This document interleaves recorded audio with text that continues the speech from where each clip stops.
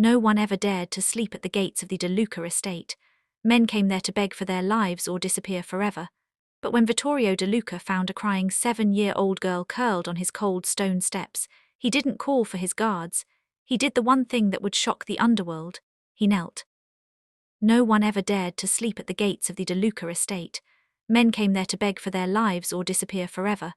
But when Vittorio De Luca found a crying 8-year-old girl curled on his cold stone steps, he didn't call for his guards. He did the one thing that would shock the underworld. He knelt. The black Mercedes sliced through the November fog like a blade. Inside, Vittorio sat perfectly still, silver threading his temples, a scar crossing his left knuckle from a knife fight 20 years gone.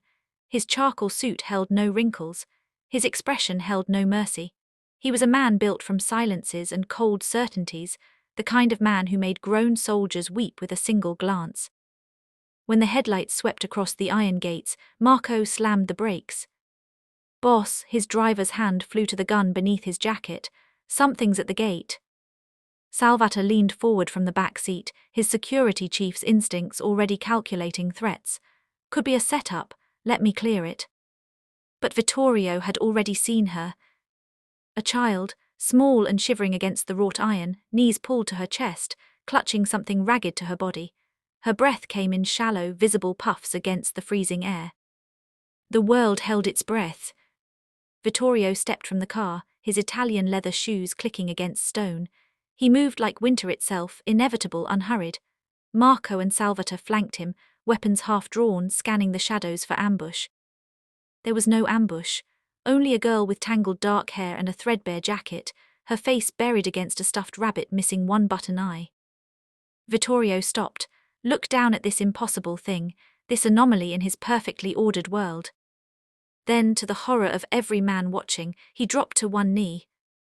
The scrape of his expensive suit against stone sounded like thunder. His hands that had strangled traitors and signed death warrants, hung loose at his sides, careful not to frighten her. "Child," his voice was granite wrapped in velvet, "why are you here?" Elena lifted her face. Tears tracked through the dirt on her cheeks. Her lips trembled, trying to form words that wouldn't come. Behind him, Salvatore muttered, "Boss, we should move her. She's seen too much already." "Silenzio." Vittorio didn't turn, didn't raise his voice. The word alone was enough to silence a killer. He focused entirely on the girl, on the terror and exhaustion warring in her brown eyes. Something ancient stirred in his chest, something he'd buried beneath decades of necessary cruelty. He'd been this small once, this afraid, before he became the monster. "Your name," he said gently. "Tell me your name." "Elena," her voice barely whispered. "Elena Morales, my mamma, she cleans your house, she told me. She told me never to come here, never to bother you, but she's gone and I don't know where else." Her words fractured into sobs. Vittorio saw it then, the backpack clutched in her other hand, stuffed with clothes packed in panic, the desperate courage it took to approach the gates of hell itself. She'd chosen him. This invisible child had chosen the city's most dangerous man to be her savior. The irony would have been beautiful if it weren't so terrifying. "Marco," Vittorio rose, lifting Elena with him as easily as picking up a cat. She weighed nothing. "Open the gates. Salvatore, sweep the grounds. If anyone followed her here, I want to know." "Boss, you can't seriously." Salvatore's protest died under Vittorio's stare. "I will say this once." Vittorio adjusted Elena against his shoulder, feeling her fingers clutch his lapel. "This child is under my protection. Anyone who touches her answers to me, personally." The word personally carried the weight of grave. As they walked through the gates, Elena whispered against his neck, "Mama said you were a monster." Vittorio's jaw tightened. "Your mama was right. But monsters don't catch people when they fall." Something cracked in his chest, something he'd thought was dead. "No," he agreed quietly, carrying her into the fortress that would either save her or destroy them both. "I suppose they don't." Behind them, Salvatore watched with calculating eyes, already planning how to eliminate the liability before she brought the entire empire down. The war for the De Luca throne had just begun, and no one realized the girl with the one-eyed rabbit would decide who won. The East Wing guest room hadn't been used in 7 years. Vittorio carried Elena through hallways lined with Renaissance paintings worth more than most houses, past marble floors that echoed with their footsteps, into a space decorated in cream and gold that felt more like a museum than a bedroom. He set her down gently on the edge of a bed large enough to swallow her whole. "You'll stay here tonight." He spoke as if addressing a diplomat, not a terrified child. "No one will enter without my permission." Elena clutched her rabbit tighter, her eyes darting to the door, the windows, calculating escape routes the way prey learns to survive. "Mama always comes back," she promised. "I'm sure she did." Vittorio crouched again, bringing himself to her level, a strange habit he was developing. "But until she does, you're safe here. Do you understand?" She nodded, though her trembling said otherwise. "There's a bathroom through that door. Clean clothes in the closet. They'll be too large, but we'll manage. Are you hungry?" Another nod, smaller this time. "I'll have food brought up." He stood, moving toward the exit with the controlled grace of a predator trying not to spook wounded prey. "Mr. DeLuca." He stopped, hand on the doorframe. "Why are you helping me? Mama said you're the scariest man in the city, that people cross the street when they see your car." Vittorio was silent for a long moment. When he spoke, his voice carried something that might have been regret. "Your mama was right about that too, but scary men sometimes need to do the right thing, even if it confuses everyone." He closed the door behind him with a soft click. In the hallway, Marco waited, his weathered face creased with concern. "Boss, the men are talking, they don't understand." "They don't need to understand, they need to obey." Vittorio's voice turned to ice. "Where's Salvatore?" "In your study, he says it's urgent." Of course he did. Vittorio found his security chief standing by the fireplace, swirling whiskey in a crystal glass, looking too comfortable in the boss's private space. Salvatore was a bull of a man, all muscle and malice, with cold eyes that had watched too many executions without flinching. "You wanted to see me." Vittorio didn't sit, didn't pour himself a drink. He stood like a judge awaiting a defendant's plea. Salvatore set down his glass with deliberate care. "With respect, boss, this is insanity. That girl is a witness to our operation. She lives in the service quarters. She's heard things, seen things. Rosa Morales has cleaned my home for 3 years. She's earned my trust. And now she's disappeared. You don't find that suspicious?" Salvatore's voice sharpened. "For all we know, she's running to the police right now, using her daughter as insurance." Enough, the single word cracked like a whip. Rosa wouldn't abandon her child, which means someone took her, someone who knew she'd send Elena here for protection. Salvatore's jaw clenched. "You're putting the entire family at risk for a cleaning woman and her brat." Vittorio moved. One moment he was across the room, the next his hand was around Salvatore's throat, slamming him against the stone fireplace. The whiskey glass shattered on the floor. "Call her a brat again," Vittorio whispered, his voice a razor drawn across silk, "and I'll feed you to the river piece by piece. Am I clear?" Salvatore's face reddened, but he managed a strangled crystal. Vittorio released him, stepping back to adjust his cufflinks as if nothing had happened. "You'll assign 2 guards to the East Wing. Marco's men, not yours. The girl doesn't leave that room without my knowledge." "You're making a mistake." Salvatore rubbed his throat, hatred burning in his eyes. "Mercy is weakness in our world. Your father understood that." "My father died choking on his own blood in a restaurant booth, betrayed by men he trusted." Vittorio's smile was a knife's edge. Perhaps his understanding was flawed. He walked to the door, then paused. "And Salvatore, if anything happens to that child, a bruise, a nightmare, a asterisk hair out of place, I'll know who to blame." The threat hung in the air like smoke. After Vittorio left, Salvatore pulled out his phone with shaking hands. The text he sent was brief. "The boss has lost his mind. Move up the timeline. We handle the Rosa situation tomorrow and the girl disappears with her." Outside Elena's door, Marco posted himself like a stone sentinel, his hand never far from his weapon. He'd served Vittorio for 15 years, through wars and truces, through blood and brotherhood. He'd never seen his boss kneel before. Not for kings, not for enemies begging for mercy. Only for a crying child with a one-eyed rabbit. Inside the room, Elena sat on the enormous bed, picking at the sandwich that had been brought up. The food was fancier than anything she'd eaten, prosciutto and fresh mozzarella on bread that tasted like clouds, but it turned to ash in her mouth. She pulled out her backpack and unzipped it carefully, removing the contents her mama had thrown in during those frantic final moments. A change of clothes, her school books, the rabbit named Senor Buttons. And at the bottom, wrapped in a plastic bag, a small notebook with her mama's handwriting. Elena couldn't read most of the words. They were in a mix of Spanish and English with numbers that made no sense, but she recognized some names. Salvatore, docks, shipment. Her mama had always told her to stay invisible, to see nothing, hear nothing, say nothing. But her mama had seen something, and now she was gone. Elena held the notebook against her chest and whispered into the silent luxury, "Please let the scary man be a good monster. Please." Outside, the city's underworld began to whisper about Vittorio De Luca's strange mercy. And in the shadows, his enemies started to sharpen their knives. Chapter 3, Secrets in the Backpack. Dawn broke over the estate like a reluctant witness, grey and cold. Vittorio hadn't slept. He stood in his study with Rosa's employee file spread across his mahogany desk. 3 years of perfect attendance, immaculate work, never a complaint, never late.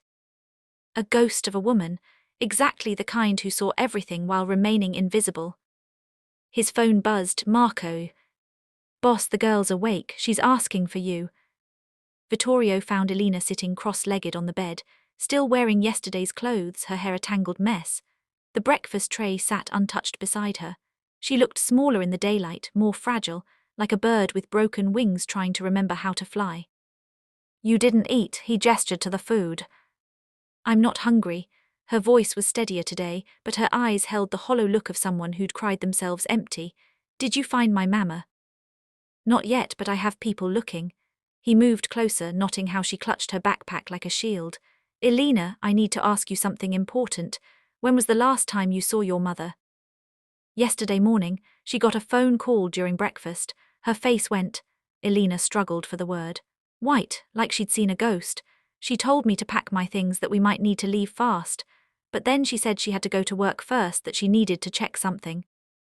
"Did she say what?" Elena shook her head. "But she gave me this." She pulled the backpack onto her lap. "She said if anything happened, if she didn't come back, I should bring it to you. She said you were the only one who could keep me safe." Vittorio's chest tightened. Rosa had known, had understood the danger and made a calculation that the monster in the mansion was safer than whatever hunted her in the shadows. "May I see what's inside?" Elena hesitated, then nodded. She unzipped the bag and carefully removed each item: 2 shirts, pants, underwear, the rabbit, a rosary that had belonged to Elena's grandmother, and finally, wrapped in plastic at the bottom, a spiral notebook with water-stained edges. Vittorio took it with the care of handling explosives. The first few pages were innocent: Elena's homework, sketches of cats and flowers, a shopping list. But halfway through, the content shifted. Rosa's handwriting, tight and nervous, documented 3 months of observations. November 3rd, overheard Salvatore on phone. "The shipment arrives Tuesday. De Luca doesn't need to know." November 10th, found papers in study trash. Bank accounts in Cayman Islands, not Mr. De Luca's signature. November 15th, Salvatore met with Russo family soldiers behind garage. "They didn't see me. Talked about after the transition." The entries continued, each one a nail in Salvatore's coffin. Rosa had documented everything: dates, times, names. She turned herself into a human surveillance system, invisible and meticulous. The final entry was dated yesterday. November 18th, they know. "I saw Salvatore watching me this morning. He knows I know. If anything happens to me, Elena goes to De Luca. He's a monster, but he's an honest monster. The others will kill her just to be safe. VD is the only one who might choose mercy. God forgive me for gambling with my daughter's life." Vittorio's hands trembled, a reaction so foreign he almost didn't recognize it. Rage, pure incandescent rage. Salvatore hadn't just betrayed him. He'd built an empire within the empire, used the De Luca name as cover for his own operation, and planned a coup that would leave Vittorio dead and the family fractured. And Rosa, sweet, quiet Rosa who asked for nothing and saw everything, had been murdered for discovering the truth. "Mr. De Luca," Elena's voice was small, "is it bad?" He looked at her then, really looked, saw his own childhood reflected in her eyes, the poverty, the fear, the desperate scramble for safety in a world that devoured the weak. He'd survived by becoming harder than the streets. But Elena still had softness in her, still believed in good monsters. He refused to shatter that. It's information that will help me find your mother. Not quite a lie. The notebook would lead him to Rosa, even if only to recover her body. You did the right thing bringing this to me. Will she be okay? The question hung between them like a prayer. Vittorio wanted to promise her everything, sunshine and certainty and a happy ending, but he'd built his reputation on truth, even when truth was brutal.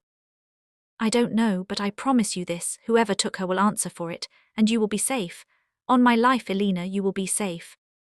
She studied his face with an intensity beyond her years, weighing his words for truth. Finally, she nodded. Mama said you keep your promises.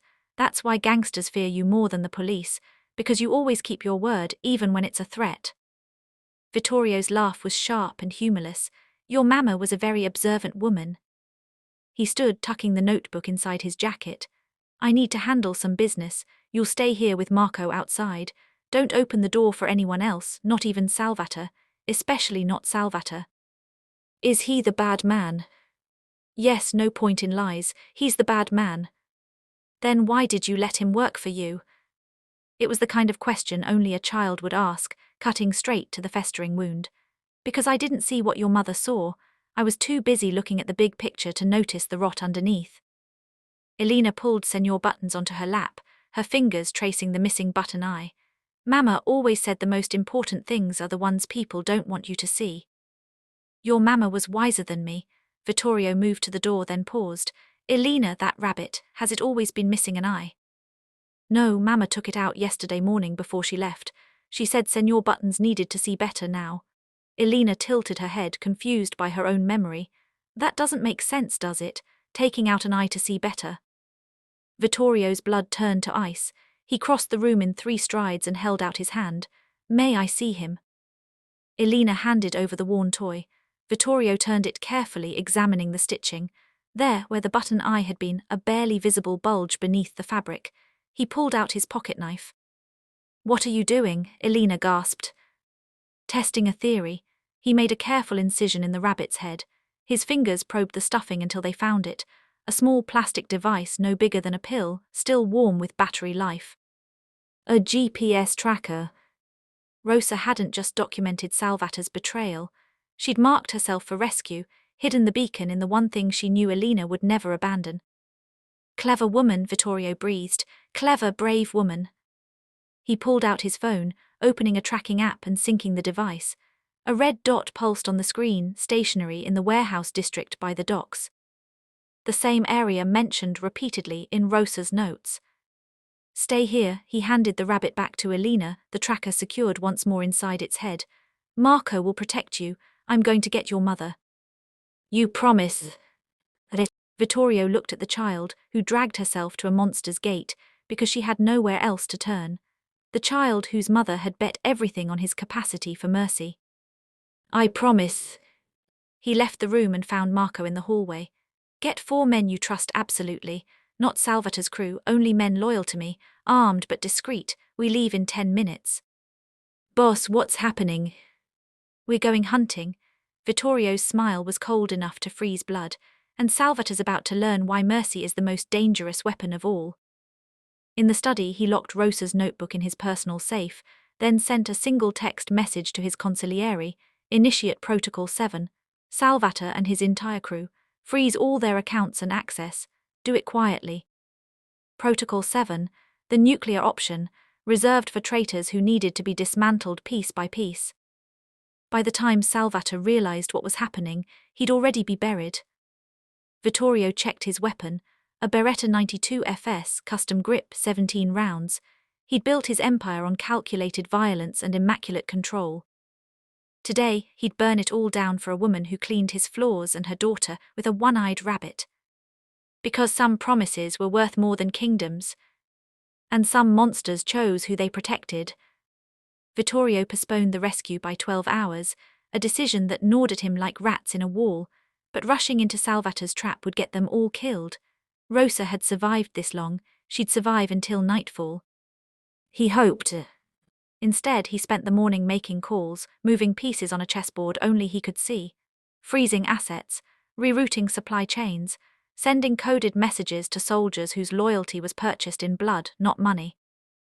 By noon, Salvatore had been quietly isolated. He just didn't know it yet. When Vittorio returned to the East Wing, he found Elena exactly where he'd left her, sitting on the bed with her schoolbooks spread around her like a paper fortress. Marco stood at attention outside, looking like he'd been carved from granite. "Has she eaten?" Vittorio asked. "2 bites of toast, some orange juice." Marco's expression was grim. "She's scared, boss, trying not to show it, but she's terrified." Vittorio nodded. Fear was smart, fear kept you alive. He knocked softly before entering. Elena looked up from a math worksheet, her pencil frozen mid-equation. "How's the homework?" She shrugged. "I'm supposed to turn it in tomorrow, but..." Her voice trailed off. "There might not be a tomorrow, not a normal one anyway." Vittorio pulled a chair over and sat, his massive frame looking absurd in the delicate antique furniture. "May I see?" Elena hesitated, then slid the worksheet toward him. Long division. She'd gotten most of it right, but a few problems had her stumped. "Here," he pointed with a scarred finger. "You're carrying the wrong number. See, 4 goes into 23 5 times, not 4, try it again." She worked through it, her tongue poking out in concentration. When the answer appeared correctly, she smiled, a tiny, fragile thing that nearly broke him. "You're good at math," she observed. "I count money and bodies for a living. Math is essential." He said it dryly, without apology, and something in his honesty made her shoulders relax. "Mama says you weren't always scary, that you used to be like other people." "Your mama talks too much, but there was no heat in it." Elena studied him with those 2 old eyes. "Were you like other people?"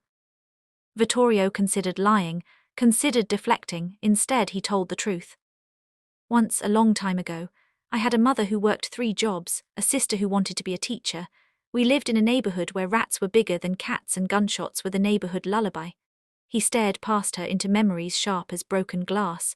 "I was 12 when the Colombo family came for protection money. My mother said we couldn't pay. They made an example of her." Elena's breath caught. "They killed her." "They did worse. They made her watch while they beat my sister so badly she never walked right again. Then they burned our apartment and left us in the street." His voice was flat, emotionless, the way he'd learned to discuss atrocity. "I decided then that I'd never be that powerless again, so I became the thing we feared. I became the monster in the expensive suit who makes other monsters afraid." "Do you miss it, being regular?" No one had asked him that in 30 years, every single day. Elena chewed her lip, processing. "Mama said the scariest people are the ones who remember being scared, because they know exactly where to cut." "Your mama," Vittorio said softly, "should have been a philosopher instead of a cleaning woman. She says invisible people see the most truth, that when you're rich and important, everyone lies to you, but when you're nobody, people forget you're listening." Vittorio felt something shift in his chest.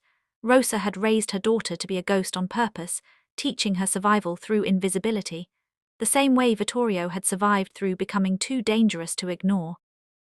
Different strategies, same desperate mathematics of staying alive.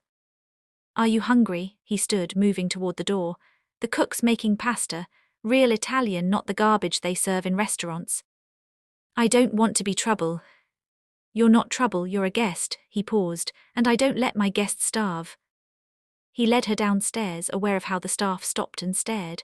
The maids Rosa had worked beside, the groundskeepers and guards, all of them watching Vittorio De Luca, the man who executed traitors in his wine cellar, holding hands with a child.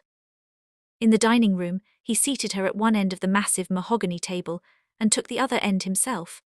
The cook brought out bowls of pasta carbonara, the kind made with real guanciale and pecorino romano, creamy and perfect.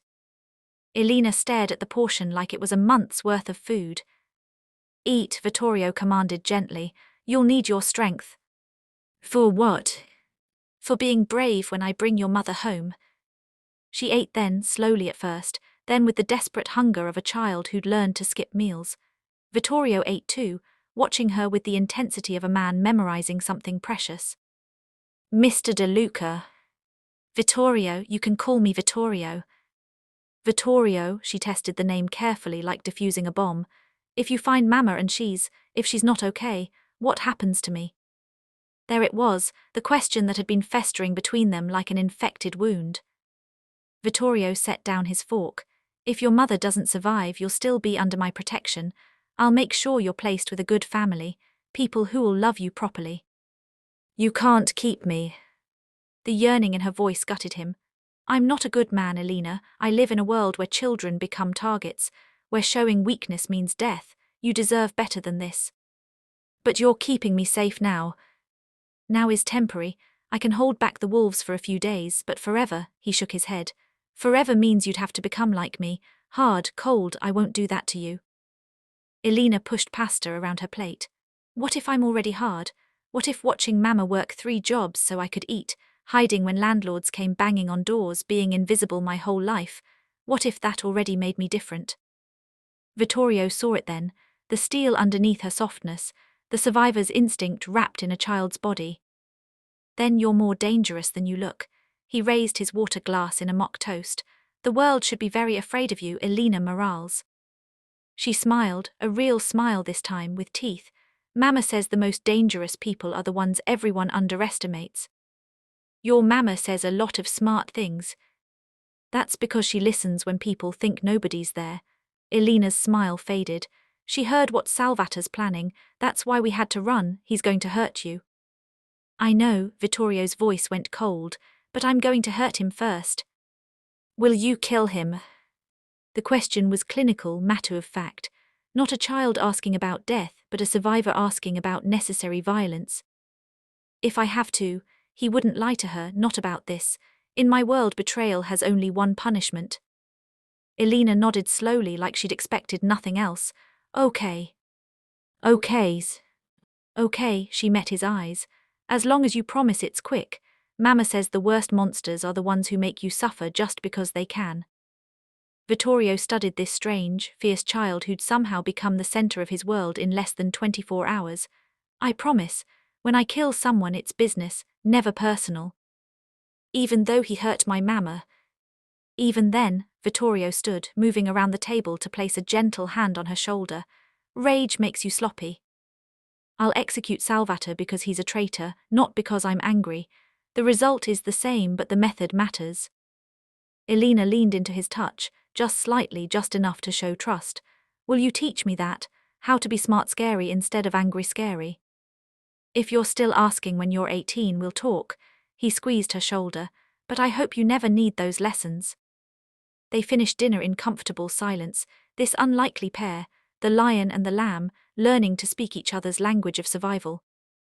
Afterward, Vittorio walked her back to the east wing. At her door, Elena turned suddenly and hugged him, her thin arms barely reaching around his waist. Thank you for not lying to me. Everyone always lies to kids like they're stupid, but you treat me like I'm real. Vittorio stood frozen for a moment, then carefully, awkwardly hugged her back. You're more real than most adults I know. She pulled away, grabbed Senor Buttons and disappeared into her room. Marco materialized at Vittorio's elbow. Boss, the men are ready, sunset in 2 hours. Good, Vittorio straightened his cufflinks, his face shifting back to the cold mask the world recognized. Salvator's at the docks. Still there, he thinks he's untouchable. Then let's teach him about mortality. Vittorio started down the hallway, then paused. Marco, if I don't come back. Don't talk like that. If I don't come back, Vittorio continued firmly, Elena Morales goes to my attorney. There's a trust fund already established. She'll be placed with the Castellano family in Vermont. They're clean, out of the life. Good people. Marco's throat worked. You're really doing this, burning it all down for them. Sometimes, Vittorio said quietly, you meet people worth burning for. He descended the stairs toward the armory, toward the coming violence, toward the moment when mercy and rage would finally become the same thing. Behind him in the east wing, Elena pressed her ear to the door and listened to the monsters preparing for war. She wasn't afraid anymore. She was learning. Salvator made his move at 4:47 p.m., exactly 13 minutes before Vittorio planned to leave for the docks. Elena was reading in her room, a book about a girl who solved mysteries, something Marco had scrounged from the estate's dusty library, when she heard the voices outside her door. Low, tense, wrong. Boss's orders, someone said, not Marco, someone with a voice like gravel in a blender. I need to verify that. Marco's response carefully neutral. You questioning me, old man? Salvatore says the girl needs to be moved. Security reasons. You gonna stand there while she's in danger? Elena set down her book very quietly. Senor Buttons was clutched in her left hand. Her backpack was already on her shoulders. She'd learned long ago to keep essentials close. The door handle started to turn. She did the only thing she could think of. She ran to the window, threw it open and screamed. Vittorio. The sound shattered the afternoon like a gunshot. Birds exploded from the trees. Somewhere in the mansion a door slammed. The handle stopped turning. You little bitch, the gravelly voice erupted in fury. Then Marco's voice, sharp as broken glass. Step away from that door right now. Salvatore's orders. I don't take orders from Salvatore, I take orders from De Luca, and he said nobody touches her. A scuffle, the sound of flesh hitting flesh, something heavy hitting the wall. Elena backed away from the door, her heart trying to punch through her ribs. She'd read about fear in books, seen it on TV, but this was different. This was primal, the kind of terror that turned your bones to water and your blood to ice. The door burst open. Not Marco, not the gravel-voiced man. Salvatore himself, massive and furious, his face purple with rage. Behind him, 2 guards held Marco between them, blood streaming from his nose. You, Salvatore growled, advancing on Elena like a freight train. You've caused enough trouble. Elena wanted to run, wanted to scream again, but she'd learned something watching her mother navigate dangerous men. Sometimes freezing was smarter than fleeing. She stood perfectly still, Senor Buttons clutched to her chest. Mr. De Luca said I'm under his protection. De Luca's not here. Salvatore grabbed her arm, his fingers like iron bands. And by the time he comes back, you'll be someone else's problem. Let her go. Marco struggled against his captors, blood and fury painting his face. Sal, don't do this, he'll kill you. He's going soft. Salvatore dragged Elena toward the door. She didn't fight. She'd learned that lesson too in apartments where fighting back only made things worse. Letting a cleaning lady's brat compromise the whole operation. Well, I'm fixing his mistake. They were halfway down the corridor when Vittorio appeared. He didn't run, didn't shout. He simply materialized at the top of the stairs like something summoned from hell itself, his suit still immaculate, his expression absolutely empty. The emptiness was somehow worse than rage. Put her down, 3 words, soft as silk, sharp as execution. Salvatore froze. His hand was still clamped around Elena's arm, but uncertainty flickered across his face. Behind him, the guards released Marco, who sagged against the wall, wiping blood from his mouth. Boss, I can explain. Put her down, Vittorio repeated. He descended the stairs one at a time, each step deliberate. Or I start with your kneecaps and work my way up to your brain. Listen to yourself, Salvatore's voice cracked. You've lost your mind over a child. This isn't how we do business. We eliminate threats, we don't adopt them. She's 8 years old. She's a witness. Her mother betrayed us. Her mother documented your betrayal. Vittorio reached the bottom step, 20 feet away now, close enough to see the pulse in Salvatore's neck. The offshore accounts, the Russo family connections, the coup you've been planning for 6 months. Salvatore's face went white then purple. You've got no proof. I have a notebook. Vittorio's smile was a predator's warning. 53 pages of dates, times, names, your signature on documents moving my money into your accounts, bank transfers, meeting locations, everything. The silence stretched like a wire about to snap. Rosa Morales saw everything, Vittorio continued, his voice dropping to a whisper that somehow filled the entire hallway. Because people like you never notice the invisible ones. You had your meetings in rooms she just cleaned, made your calls while she scrubbed your floors, and she wrote it all down. Salvatore's grip on Elena tightened painfully. She bit her lip to keep from crying out. So here's what happens next. Vittorio pulled his beretta from inside his jacket with the casual grace of a man selecting wine. You release the girl, you dismiss your men, and you walk outside with me to have a conversation about loyalty. Or what, you'll shoot me in front of her. Salvatore yanked Elena against his chest, using her as a shield. You've gone soft, boss. The old you would have put a bullet in both of us by now. The old me, Vittorio agreed. would have killed you in your sleep and burned your family's house down as a message. The new me is giving you a chance to die with dignity. Your choice. Elena felt Salvator's heartbeat hammering against her back, smelled his fierce sweat and cologne, felt his hand shaking around her arm. She remembered what Vittorio had said, rage makes you sloppy. Mr. Salvator, she said quietly, you're hurting my arm. Shut up. The tracker, she continued, her voice eerily calm. The one my mama hid in Senor Buttons. Vittorio found it this morning. He knows where she is, he's known all day. Salvator went rigid. What? He was letting you think you were safe. Elena looked up at him, her child's face suddenly ancient. Giving you time to make a mistake, and you made it. Salvator's eyes darted to Vittorio. This is a trick. It's not. Vittorio raised the gun, aiming past Elena at Salvator's head. I've been watching you all day, waiting to see if you'd come for her. You did exactly what I expected. You always do. The two guards behind them shifted nervously.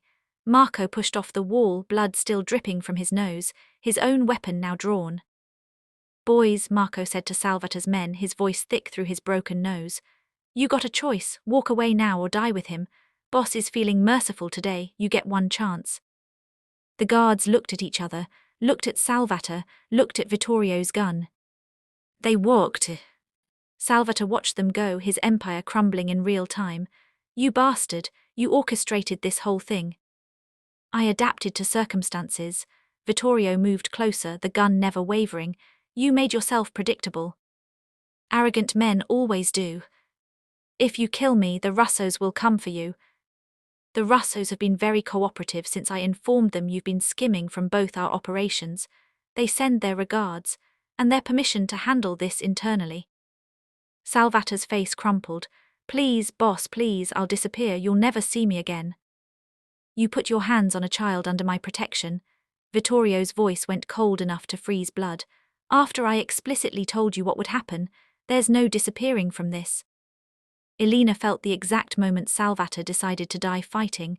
His muscles coiled, his grip shifted. He was going to throw her at Vittorio and run. She drove her elbow backward into his stomach with all her 8-year-old strength. It wasn't much, barely a tap to a man his size, but it was unexpected and his grip loosened for just a second. Marco moved like lightning, yanking Elena away and spinning her behind him. Salvator reached for his gun. Vittorio shot him 3 times. Chest, head, professional, clean, the execution of a traitor, not the rage-killing of a man who'd threatened a child. Business, Elena remembered, never personal. Salvator collapsed in a heap of expensive clothes and leaking blood. The hallway echoed with the gunshots, then went silent. Marco still had his arms around Elena, shielding her from the sight, but she'd already seen, had watched the exact moment life left Salvator's eyes. She felt nothing, no horror, no shock, just a distant clinical understanding. This is what happens in this world, this is the price of betrayal. Vittorio lowered his gun, turned to Elena. His face was carved from stone, but his eyes held something that might have been regret. You shouldn't have seen that. I've seen worse. Her voice was steady. Mama and I lived next to a drug house for 2 years. I've seen plenty of dead people. Marco made a choked sound. Vittorio's expression flickered, pain, recognition, understanding. Marco, get the cleaners, dispose of him quietly. Vittorio holstered his weapon. And check on the men who walked away. If they're smart, they'll keep walking. And if they're not, then we'll have more to dispose of. He approached Elena carefully, the way you'd approach a deer that might bolt. Are you hurt? She shook her head. Her arm throbbed where Salvator had grabbed her, but bruises were nothing new. I'm sorry. Vittorio knelt, that gesture again, the powerful man making himself small. You shouldn't have been part of this. But I was. Elena met his eyes. Because Mama made me part of it when she wrote that notebook, because she knew you'd protect me, even if it meant killing your own men. She gambled with your life. She gambled on your mercy. Elena touched his scarred hand, and she was right. Vittorio's fingers closed around hers, gentle, careful, the hands of a killer learning tenderness. We leave for the docks in 30 minutes, he said finally. I'm bringing you. Marco's head snapped up. Boss, that's... I can't leave her here, not now. Salvator might have allies I don't know about. Vittorio stood, still holding Elena's hand. She stays with me until this is finished. I want to come, Elena said. I want to see Mama. It's dangerous. Everything's dangerous, she squeezed his hand. At least with you I know which monster I'm dealing with. Vittorio's laugh was sharp and painful. Your mother raised a very strange child. My mother raised a survivor. He studied her for a long moment, this small girl who just watched a man die without flinching, who'd elbowed a soldier in the stomach and understood the mathematics of necessary violence. Rosa had trained her daughter well, too well. Elena Morales would never be a normal child again. But maybe normal was overrated in a world built on secrets and blood. Get your jacket, Vittorio said finally, and bring Senor Buttons, we're going to get your mother. Elena ran to her room, stepping carefully around Salvator's body without looking down. Vittorio watched her go, then turned to Marco. I'm losing my mind, aren't I? Completely, Marco wiped blood from his face, but I've never seen you more sane. Downstairs the staff was already assembling. The men Vittorio trusted, Marco's crew, soldiers who'd proven their loyalty in blood. They loaded into 3 black SUVs, weapons hidden under coats, faces grim. Elena climbed into the middle vehicle beside Vittorio. She buckled her seatbelt with the casual expertise of a child who'd learned to survive in the back seats of cars. Scared, Vittorio asked as the convoy pulled away from the estate. Terrified, Elena admitted, but Mama always says fear is smart as long as it doesn't make you stupid. Your Mama is full of wisdom. That's because she pays attention. Elena clutched Senor Buttons. Everyone thinks invisible people are weak, but we see everything, we're everywhere, and when it matters we know exactly where to cut. Vittorio looked at her then, really looked, saw the future sharpening in her eyes, saw the woman she'd become if she survived this night. Dangerous, brilliant, unbreakable. Remind me never to underestimate you, he said softly. Elena smiled. Too late, you already knelt. The convoy drove into the gathering dusk, heading toward the docks, toward Rosa, toward the final confrontation that would either save them all or bury them together. Behind them, cleaners scrubbed blood from marble floors and burned a traitor's body. Ahead, in a warehouse by the water, Rosa Morales prayed that her impossible gamble would pay off. That the monster in the expensive suit would choose to be a hero. Just this once, eh? The city at night was a different animal. The polish of daylight stripped away to reveal the rot underneath, boarded windows, graffiti prayers, street corners where transactions happened in whispers and glances. Elena pressed her face against the SUV window, watching her world roll past. The neighborhoods got worse the closer they got to the docks, not just poor predatory, the kind of places where screams were background noise and nobody called the police. You grew up near here, Vittorio said, not a question. 3 blocks from the harbor. Apartment 4C, Elena pointed to a crumbling building they passed. That's where Mama and I lived before she got the cleaning job at your house. We could afford better after that. You paid her really well. She worked hard. She worked invisible. Elena turned from the window. Do you know why she was so good at cleaning? Because she learned to move through spaces like a ghost, to be somewhere without being seen somewhere. That's a skill, you know, being forgettable. Vittorio's jaw tightened. No child should have to learn that skill. Lots of children do, you did. He couldn't argue with that. Marco spoke from the front seat. Boss, we've got a tail. Black sedan 2 cars back, been following since we left the estate. Vittorio glanced at the side mirror. Salvator's backup plan, how many? Looks like 3, maybe 4 occupants. Are they going to hurt us? Elena asked, her voice level. They're going to try. Vittorio pulled out his phone, typed a quick message, but we're not the only ones on these streets tonight. Within seconds, 2 motorcycles appeared from a side street, flanking the black sedan. Then a delivery truck pulled in front of it. The sedan tried to swerve, found itself boxed in, and finally peeled off down an alley. That was fast, Marco observed. I own this city. Vittorio pocketed his phone. Not the shiny parts the mayor shows tourists, the real city, the one where people like Elena live. I've been building that empire for 30 years. Elena tilted her head. Is that why the street vendors always nod when your car passes, and why the homeless people near the docks look away? You notice that? I notice everything, it's how invisible people stay alive. She paused. They're not scared of you the same way Salvatore was. They're scared, but it's different, like, respectful scared. Vittorio's lips twitched. I don't rob the poor, don't traffic in the neighborhoods, don't let my operations poison the streets where children play. Other families aren't so careful. So you're a good crime boss. I'm a pragmatic one, can't build an empire if everyone hates you, better to be feared and respected than feared and despised. He looked at her. Your mother understood that, she saw that I had rules, lines I wouldn't cross. Like hurting kids. Like hurting innocents. Vittorio's voice hardened. Salvatore forgot that, started trafficking girls through the port, 13, 14 years old from overseas. I found out 3 weeks ago. Elena's face went pale. Is that why Mama? Yes, she discovered the operation while cleaning Salvatore's office, found transport manifests, ages. Prices. Vittorio's knuckles went white around the door handle. She came to me, left an anonymous note in my study. That's when I started investigating. And Salvatore figured out it was her. Eventually, which is why she ran, why she sent you to me. He met Elena's eyes. Your mother didn't just save herself, she saved those girls. I shut down the operation 2 days ago, burned the ships, sent the girls to a safe house run by a nun I trust. Elena blinked back tears. Mama always says you can't fix everything, but you can fix the thing in front of you. Your Mama is a hero, Vittorio's voice cracked, and if she's still alive I'm making damn sure she knows it. The convoy turned onto Harbour Street. The warehouses loomed like sleeping giants, their broken windows watching like dead eyes. The smell of salt and rotting fish and diesel fuel made the air thick. Elena's tracker pulsed on Vittorio's phone. Building 47, second floor. They stopped 3 blocks away. Marco killed the lights.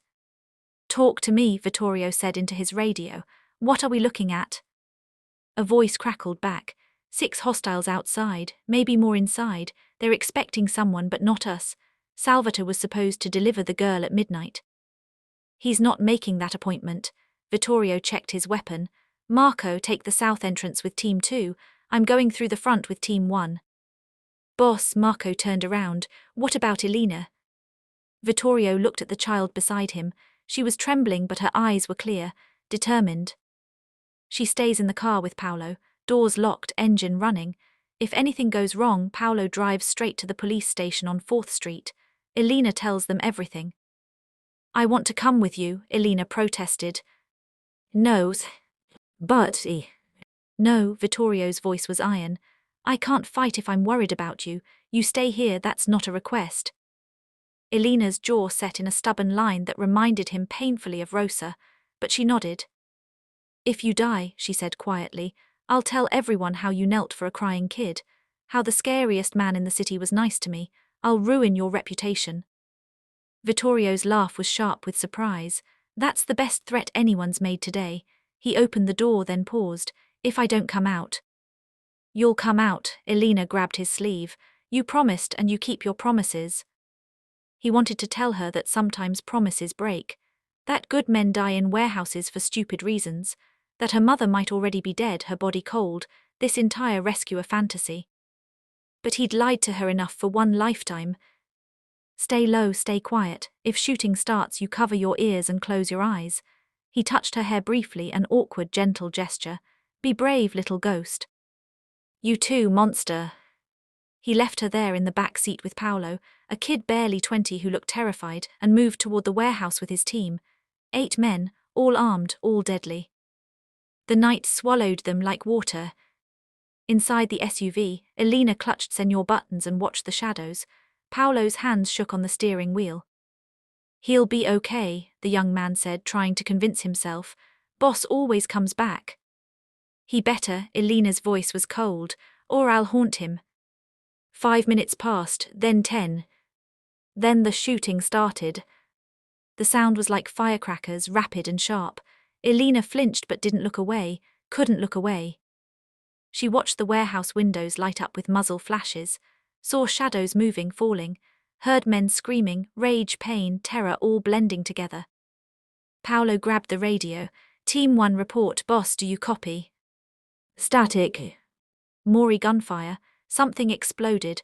a brilliant flash that turned night into day for 3 seconds. Jesus, Paolo whispered, Madonna save us. Then silence. Horrible, suffocating silence. Elena's heart stopped. She gripped Senor buttons so hard her knuckles went white. The warehouse door burst open. Vittorio emerged, his suit torn and bloodied, his face splattered with red. He was carrying someone in his arms. A woman, small, dark hair matted with blood, unconscious or dead, Elena couldn't tell. But she knew that floral dress, had seen it 1,000 mornings. Mama, Elena's scream shattered the silence. Paolo unlocked the door. Elena threw herself out of the car and ran like hell itself was chasing her, across broken pavement toward the man carrying her mother.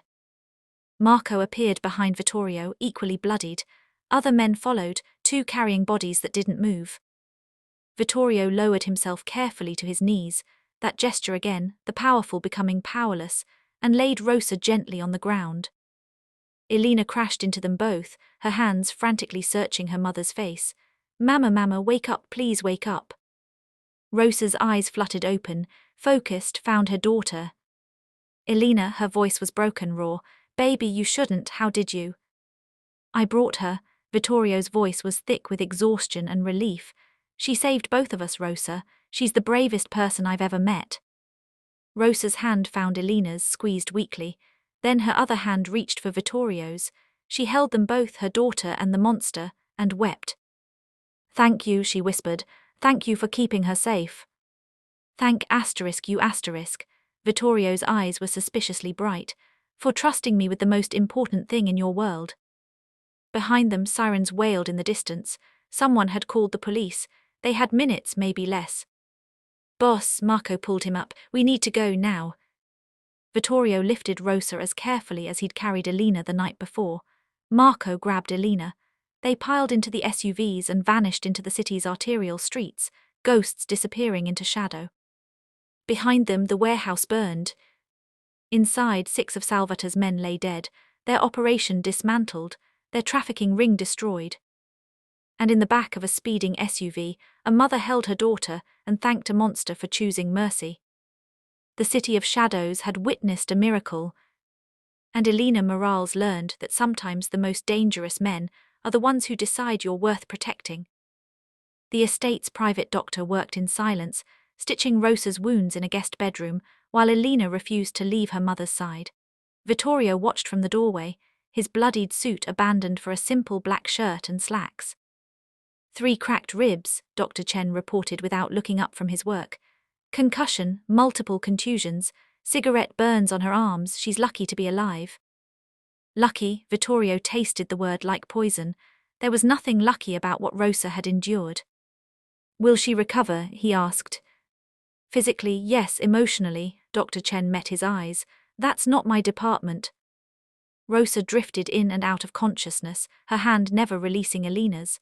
When the doctor finished and left them alone, Vittorio pulled a chair beside the bed.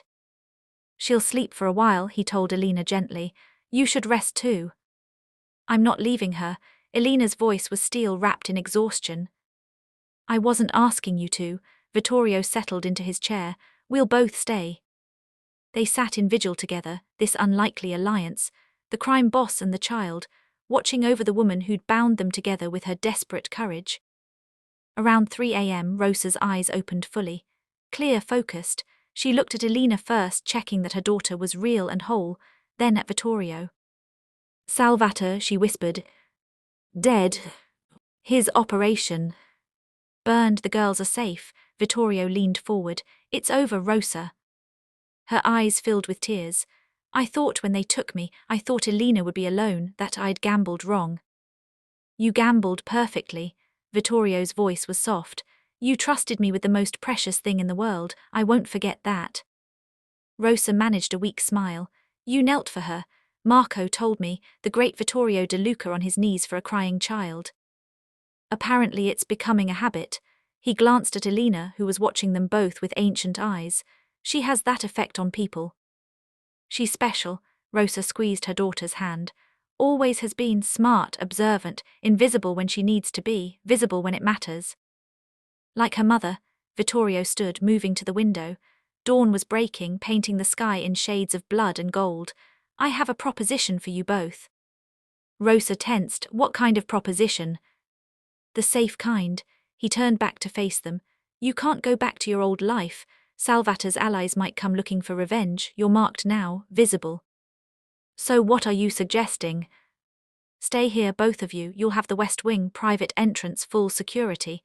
Elena can attend the private school in town. He paused, choosing words carefully. You can work for me if you want, not cleaning, intelligence. You're the best observer I've ever seen. That skill shouldn't be wasted scrubbing floors. Rosa stared at him. You want me to spy for you? I want you to see what others miss. Document what needs documenting. Help me keep the organization clean. His voice hardened. I almost lost everything because I was blind to rot in my own house. You saw it. I need people like you. People like me are invisible. Not anymore. Vittorio's smile was sharp. After tonight, you're the woman who brought down my security chief and exposed a trafficking ring. You're a legend now, Rosa. Might as well get paid for it. Elena tugged her mother's hand. Can we, Mama, stay here where it's safe? Rosa looked at her daughter, her brave, strange daughter who'd walked into Hell's Gates asking for sanctuary. Then at Vittorio, the monster who'd become something else, something almost human because a child had cried at his feet.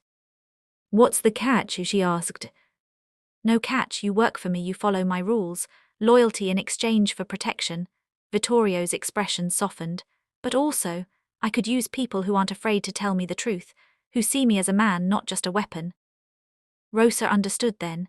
He was lonely, had surrounded himself with killers and sycophants for so long he'd forgotten what honest relationship felt like.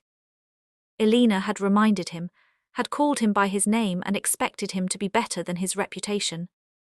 And somehow, impossibly, he'd risen to meet those expectations. Okay, Rosa whispered. We'll stay, but Elena finishes school, goes to college, has a normal life. Define normal, Vittorio's eyebrow arched. She just watched me execute a traitor and survive a warehouse shootout. Ship has sailed on normal. Then as normal as possible, Rosa's voice strengthened. She doesn't join the family business, doesn't carry a gun, doesn't become what you are. Agreed, Vittorio held out his scarred hand. You have my word. Rosa shook it, sealing the deal that would change all their lives. Elena watched the exchange with satisfaction. Then she pulled Senor Buttons onto her lap and said, We should talk about the tracking device. Both adults turned to stare at her. The one Mama put in my rabbit, that's how Vittorio found you, right? Elena carefully felt along Senor Buttons' head, finding the small bump where the GPS chip nestled. But how did Mama get it? Those are expensive, and she had to know how to activate it, how to hide it so I wouldn't notice. Rosa's face went carefully blank. I learned some things from working in the house. What kind of things? Vittorio's voice was dangerously soft. How to listen, how to document, Rosa sighed, how to protect myself if something went wrong.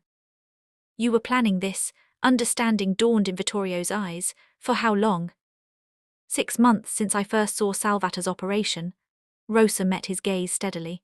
I knew eventually it would come to this, that he'd figure out I knew too much, so I prepared, taught Elena survival skills, created an escape plan, and bet everything on you being better than your reputation. Vittorio laughed, sharp and surprised. You're terrifying, you know that. I learned from the best. Rosa's smile was fierce. Invisible people pay attention, we see everything, and when we need to, we know exactly where to cut. Elena giggled. That's what I told him. Because I taught you well. Rosa pulled her daughter close, wincing at her bruised ribs. Never be powerless, Mija. Never let anyone make you small. Vittorio watched them, this mother and daughter who'd survived on cunning and courage, who'd outwitted his entire security system and brought down a coup with nothing but observation and desperate bravery. I think, he said slowly, I'm very glad you're on my side now. So are we, Elena grinned, because you're a good monster and we need good monsters. Rosa laughed, then groaned at the pain. She's right, the world's full of bad monsters, you're the one who knelt. That phrase again, the defining moment, the instant Vittorio De Luca stopped being just a feared name and became a man capable of mercy. Get some rest, he told them both. When you're healed, we'll discuss details, school registration, security protocols, your new position, but for now just, be safe, be home. He left them there, mother and daughter curled together in the expensive bed, finally safe after months of fear. In the hallway, Marco waited. Boss, we've handled the cleanup. Salvatore's accounts are frozen. His men are either dead or gone, the organization's secure. Good, Vittorio moved toward his study. Anything else? Yeah, Marco's voice was odd. The men are talking, about what you did, how you burned down half your operation to save a cleaning lady and her kid. Is that a problem? Opposite, they're saying you're more dangerous now, that a man who'll go to war for principle can't be bought or predicted. Marco smiled. You scared them, boss, by caring. Vittorio paused at his study door. Good, fear based on respect lasts longer than fear based on cruelty. Is that what this is, a strategy? No, Vittorio's voice went soft. It's what happens when you remember you're human. Elena reminded me, and I'm not forgetting again. He entered his study and poured himself a drink, expensive whiskey that tasted like smoke and regret. Through the window, he watched the sun rise over the city he controlled. 30 years of building an empire, of being the monster everyone feared. And it took one crying child at his gates to teach him that power without mercy was just another kind of death. Vittorio raised his glass to the sunrise. To Rosa Morales, he whispered, who bet everything on a monster's capacity for redemption, and won. Upstairs, Elena fell asleep clutching Senor Buttons, the tracking device still nestled in his stuffing. A reminder that even invisible people leave traces, even the powerless find ways to fight back. And sometimes the scariest man in the city kneels. The next 3 days were a whirlwind of reorganization. Vittorio moved through his empire like a surgeon excising cancer, cutting out Salvatore's loyalists, redistributing territory, sending messages that the old rules still applied. No trafficking, no harming civilians, no operations that poisoned the streets. Some men grumbled, too openly rebelled. They didn't live to regret it. By day 4 the message was clear. Vittorio De Luca had changed, but he hadn't gone soft. He'd simply recalibrated what dangerous meant. Rosa recovered slowly in the West Wing, tended by Dr. Chen and guarded by Marco's most trusted men. Elena rarely left her side, reading aloud from books borrowed from the estate's library, filling the quiet hours with stories of adventure and magic. But on the 5th night, everything went sideways. Vittorio was in his study, reviewing supply chain documents, when Marco burst in without knocking. Boss, we have a situation. What kind? The Russo family, they're at the gates. 20 cars, maybe 60 men, armed to the teeth. Marco's face was grim. They're demanding a meeting, now. Vittorio set down his papers. The Russos, the family Salvatore had been negotiating with, the ones Vittorio had assured would be satisfied with Salvatore's death. Apparently they wanted more. Where's Elena and Rosa? West Wing protected, but boss, if the Russos storm the property. They won't, Vittorio stood, buttoning his jacket, because I'm going to give them what they want. Which is me. Marco's eyes widened. Boss, that's suicide. It's negotiation. Vittorio checked his weapon, then deliberately left it on the desk. Tell the men to stand down. I'm walking out there unarmed. Have you lost your mind? Probably. Vittorio's smile was cold. But mercy requires sacrifice, and I'm done letting other people pay the price for my decisions. He walked out before Marco could stop him. At the gates, 20 black cars idled with their headlights on, turning the night into harsh day. Men in suits lined the driveway, weapons visible, faces hard. In the center stood Giovanni Russo, 70 years old, silver-haired, built like a barrel, with eyes that had seen every kind of cruelty and invented a few new ones.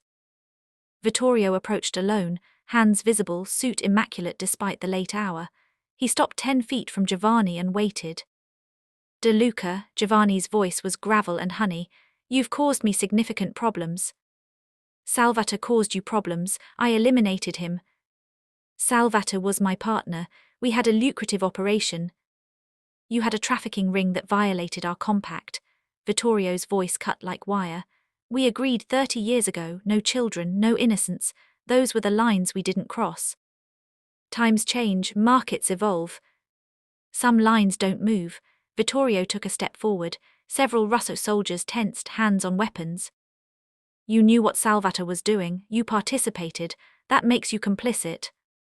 Giovanni's laugh was ugly. You think you can lecture me about morality? You've killed more men than cancer. I've killed soldiers, criminals, men who knew the game and played anyway. Vittorio's eyes were ice. Salvatore was selling 13-year-old girls like cattle, girls stolen from their families. That's not business, that's evil. Evil is profitable. Then I'm declaring war on profit. Vittorio spread his arms. Here I am, Giovanni, unarmed, alone. You want revenge for Salvatore? Take it, put a bullet in me right here. The silence stretched like wire about to snap. You're bluffing, Giovanni said finally. You wouldn't risk your empire. My empire means nothing if it's built on child suffering. Vittorio's voice rang out clear and hard. Rosa Morales, a cleaning woman, understood that better than I did. She risked everything to stop Salvatore, trusted me with her daughter's life because she believed I was better than my reputation. He took another step forward. She was right, and I won't dishonor that faith by compromising now. So here's your choice, Giovanni. Kill me and start a war that will burn both our families to ash. Or accept that the old way is dead, Salvatore died with it, and we move forward with the lines where they belong. Giovanni studied him, this legend who'd knelt for a child, who'd executed his own security chief, who now stood defenseless in a parking lot full of enemies. You've gone soft, Giovanni said finally. Mercy makes you weak. Mercy makes me precise. Vittorio's smile was sharp. I don't waste violence on the innocent anymore, which means I can focus it entirely on people who deserve it, people like Salvatore, people like anyone who'd hurt a child. He let that threat hang in the air, unspoken but clear. If you continue the trafficking operation, I'll destroy you the way I destroyed Salvatore. Giovanni's jaw worked. Around them, his soldiers waited for orders, to shoot, to stand down, to start a war that would drown the city in blood. This is insanity, Giovanni muttered. You're gambling everything on principle. Some gambles are worth it. Vittorio thought of Elena sleeping upstairs, of Rosa healing, of the woman who'd bet everything on a monster's capacity for good. I learned that from an 8-year-old girl. Giovanni barked a laugh. The cleaning lady's daughter, I heard about her, heard you're keeping them both now. Under my protection, permanently. Vittorio's voice went deadly soft. Anyone who touches them answers to me, personally, and I promise, Giovanni, what I did to Salvatore will look like mercy compared to what I'll do to anyone who threatens them. The old Don studied Vittorio for a long, tense moment. Then, incredibly, he smiled.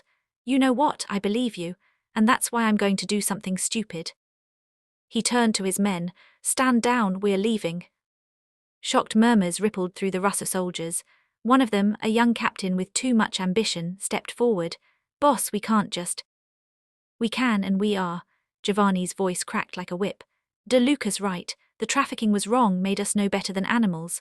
Salvatore convinced me it was worth it, but he was wrong too, and I don't start wars over mistakes. He moved closer to Vittorio, close enough that only they could hear. My granddaughter is 13, Giovanni said quietly. Same age as those girls. When I looked at the manifests, I saw her face, couldn't unsee it. His voice cracked. You did me a favor, killing Salvatore. Saved me from becoming the kind of man who destroys innocence for profit. Vittorio's expression softened. Then we're agreed, the lines stay where they are. The lines stay where they are, Giovanni echoed. He held out his hand. And anyone who crosses them burns.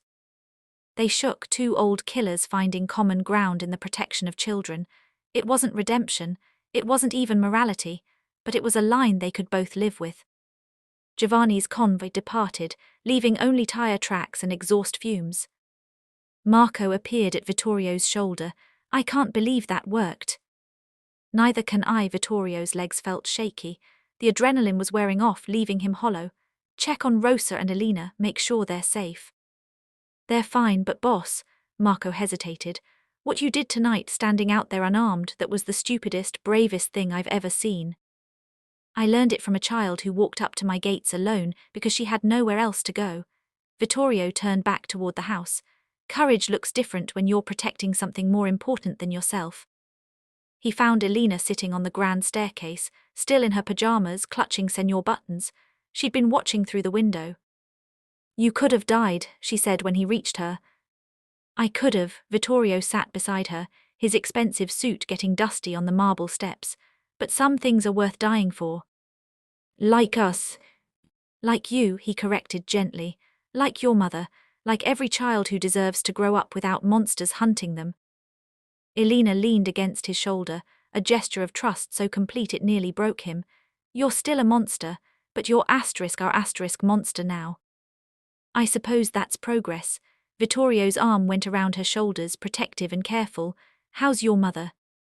Sleeping, she had nightmares earlier, but Dr. Chen gave her medicine. Elena was quiet for a moment. She told me something today, about why she stayed working for you all those years. What did she say? That you were the first employer who treated her like a person, who said thank you and please, who noticed when she was sick and sent her home with pay. Elena looked up at him. She said you were kind when no one was watching, that's how she knew you'd protect me. Vittorio's throat tightened. He thought his small courtesies didn't matter, that they were meaningless gestures in a life defined by violence. But Rosa had been paying attention, had built a profile of him based on the moments he thought nobody saw. Your mother sees too much, he said roughly. That's her superpower, Elena smiled. Being invisible means you see people's real faces. When they think nobody's looking, that's when they show who they really are. And who am I when nobody's looking? Elena considered the question seriously. Someone who's tired of being scary, someone who wants to be good but doesn't know how, someone who kneels for crying children even though it ruins their reputation. That's terrifyingly accurate. I'm terrifyingly observant. Mama taught me. Elena yawned, her exhaustion finally catching up. Will there be more men like Salvatore, more people who want to hurt us? Probably, Vittorio wouldn't lie to her, but they'll have to go through me first, and I'm very good at my job. The killing job. The protecting job. He stood, scooping her up despite her protests that she was too big to be carried. Come on, little ghost, time for bed. He carried her upstairs to the west wing, where Rosa slept fitfully in the larger bedroom. Elena's room was beside it, smaller, but decorated now with things Marco had procured: books, art supplies, a lamp shaped like a star. Vittorio set her down gently on the bed. Sleep, tomorrow we register you for school. Real school, not prison school. Private academy, best in the city. You'll hate the uniform, but the education is exceptional. He pulled the blanket over her. And you'll be driven there and back by armed guards, so don't even think about running off. I won't run, Elena clutched Senor Buttons. I'm home now. The word asterisk home hit Vittorio like a physical blow. This monster's mansion, this fortress of secrets and violence, had become home to a child who'd spent her life invisible. Yes, he managed, you're home. He started to leave, but Elena's voice stopped him. Vittorio. Yes. Thank you, for not being the monster everyone thinks you are. He smiled in the darkness. I'm still a monster, Elena, I just learned to aim better. That's what makes you a good monster. She was already half asleep. The bad ones hit everything, the good ones only hit what deserves it. Vittorio stood in the doorway long after she'd fallen asleep, watching this strange, fierce child who'd somehow become the most important thing in his world. Downstairs, Marco was coordinating security rotations. His empire still needed managing, his operations still required oversight. The city's underworld didn't stop moving just because one crime boss had an epiphany. But something fundamental had shifted. Vittorio could feel it in his bones. He'd spent 30 years building an empire on fear and precision, being the smartest, coldest, most dangerous man in the room, never showing weakness, never showing mercy. And then a cleaning woman's daughter had cried at his gates, and everything he'd built his identity on had crumbled. He was rebuilding now, not into something softer, he'd never be soft, but into something more surgical, more precise, a monster who only bit when necessary and only bit the people who deserved it. In his study, he poured one final drink and stood at the window watching the city lights. Somewhere out there, families slept behind locked doors, children had nightmares, women walked home alone on dangerous streets. His city, his responsibility, not because he wanted to be a hero, but because he'd learned that power meant nothing if you only used it to take. To Rosa Morales, he said to the empty room, raising his glass, who taught a monster how to kneel, and to Elena, who showed him why it matters. He drank, tasting the burn of expensive whiskey and the bitter sweetness of redemption. Tomorrow the work would continue, the empire would keep turning, violence would still be necessary, blood would still be spilled. But it would mean something now, it would protect something worth protecting. The monster in the expensive suit had learned mercy. And the city would never be the same. Chapter 9, under his wing. 3 months later the estate had transformed. Not physically, the marble still gleamed, the paintings still watched from their gilded frames, but spiritually. It felt lived in now, human. Elena's laughter echoed through the halls as she chased Marco's grandson through the gardens. Rosa worked in the study beside Vittorio, reviewing intelligence reports with the sharp eye of someone born to see what others missed. Her title was officially security consultant, but everyone knew she was really Vittorio's conscience, the person who told him when a decision crossed the line from necessary to cruel. The private academy had been shocked when Elena Morales arrived with a security detail and perfect test scores. Within a week, she'd made 3 friends, joined the debate team, and corrected her math teacher on a complex equation. "That girl is terrifying," her principal had told Vittorio at the parent-teacher conference. "In the best possible way, where does she get her confidence?" "Survival," Vittorio had replied simply. "When you've faced real monsters, classroom bullies aren't very impressive." Now it was late afternoon, and Vittorio sat in his study reviewing a proposal from the Castellano family about a joint venture in real estate. Legitimate business, clean money, the kind of operation that wouldn't get anyone killed or imprisoned. Rosa sat across from him, her reading glasses perched on her nose, frowning at a different file. "What is it?" Vittorio asked. "This distribution center you're considering for the waterfront. The location is good, but the neighborhood." She tapped the map. 3 elementary schools within 2 blocks, heavy foot traffic, if something goes wrong. "We move it," Vittorio marked the file. "Suggest an alternate location." "Already did, industrial park on the east side, better access, lower risk." She slid him another folder. "Also, I think we should talk about Marco." Vittorio's eyebrows rose. "What about Marco?" "He's getting old, tired, he won't say it, but I see it." Rosa's expression was gentle. "You should start preparing for transition, give him a retirement package, honor a safe exit." Vittorio was silent, processing. Marco had been with him for 15 years, was family in every way that mattered. But Rosa was right. He'd been moving slower lately, hesitating in situations where once he'd been decisive. "He won't want to leave." "Then make him want to," Rosa smiled. "Men like Marco need purpose. Give him one that doesn't involve getting shot at, maybe heading security for one of your legitimate businesses, something he can do without field work." "You're good at this," Vittorio studied her, "seeing what people need, managing relationships." "I spent 30 years being invisible in rich people's houses. You learn to read people when your survival depends on it." She removed her glasses, rubbing tired eyes. "Plus, I like Marco, he's good people. He deserves to meet his grandchildren without bullet holes." Elena burst into the study without knocking, her school uniform disheveled, her face flushed with excitement. "Vittorio, I got an A on my history presentation, and Mrs. Henderson said it was the best in the class." "That's excellent." Vittorio's face softened in the way it only did around her. "What was the topic?" "Immigration patterns in the early 20th century, how families came here with nothing and built empires through hard work and community." Elena flopped into a chair. "I might have used our family as an example." "Elena," Rosa's voice held warning, "we talked about this." "I didn't use real names, I said a local business family and kept it vague. But Mrs. Henderson totally knew who I meant." Elena grinned. "She winked at me after class. I think she's scared of you, Vittorio." "Most sensible people are."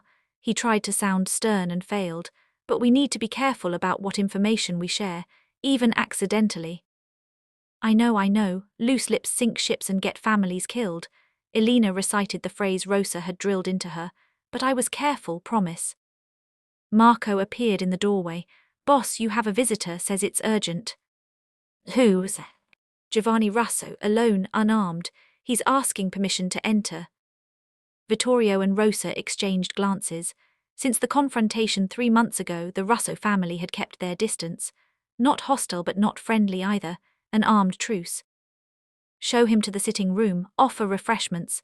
Vittorio stood, buttoning his jacket. Rosa, Elena, stay here. But I want to meet him, Elena protested.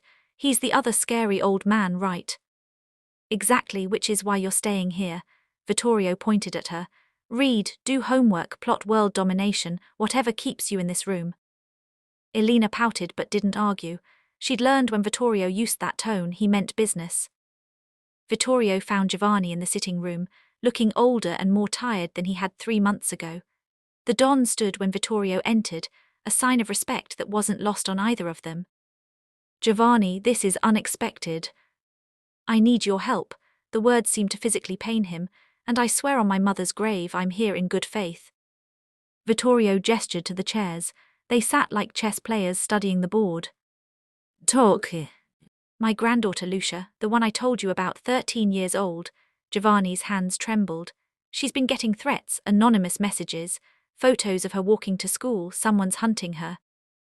Vittorio's blood went cold. Who? I don't know, that's the problem. I've mobilized my people, pulled in every favor, threatened every informant. Nothing, whoever's doing this is a ghost. Giovanni met his eyes. But you have something I don't. You have Rosa Morales. Silence. You want me to let Rosa investigate your family? Vittorio's voice was carefully neutral. I want you to use the best intelligence operative in the city to save my granddaughter. Giovanni's pride crumbled. I know what I'm asking. I know I don't deserve your help after supporting Salvatore, but Lucia is innocent. She's just a child. Vittorio thought of Elena, of how desperate he'd become in just 3 months of caring about a child's safety, how he'd burn the world down if someone threatened her. I'll need full access. Rosa goes through everything, your operations, your communications, your personnel files, no secrets. Done. And if we find the threat comes from inside your organization, you handle it however you see fit. Giovanni's voice broke. Just save her, please. The great Giovanni Russo begging. Vittorio filed that away for future reference. I'll talk to Rosa. If she agrees to help, we'll start tomorrow. Vittorio stood. But Giovanni, if this is a trick, if you're using your granddaughter to get access to my operation. It's not. The old Don's eyes were wet. I swear on everything holy it's not. I'm just a grandfather who's terrified. Vittorio believed him. Fear that pure couldn't be faked. After Giovanni left, Vittorio returned to his study. Rosa and Elena looked up expectantly. Well, Rosa asked. Giovanni Russo's granddaughter is being stalked. He wants your help. Rosa's eyes widened. He's asking for me specifically. You've developed a reputation. The woman who sees everything. People are calling you La Fantasma, the ghost. Vittorio smiled slightly. You're famous in the underworld now. I'm invisible, Rosa corrected. There's a difference. Not anymore, you're the most visible invisible person in the city. He sat down. What do you think, is it a trap? Rosa considered. Giovanni loves his granddaughter, I've heard stories. He retired her father from the business so he could be a full-time parent. Pays for private security, private school. She's his world. So we help. We help, Rosa's voice was firm. Because that little girl didn't choose her grandfather's profession any more than Elena chose mine. And if someone's hunting children, they need to be stopped. Elena piped up from her chair. Can I help?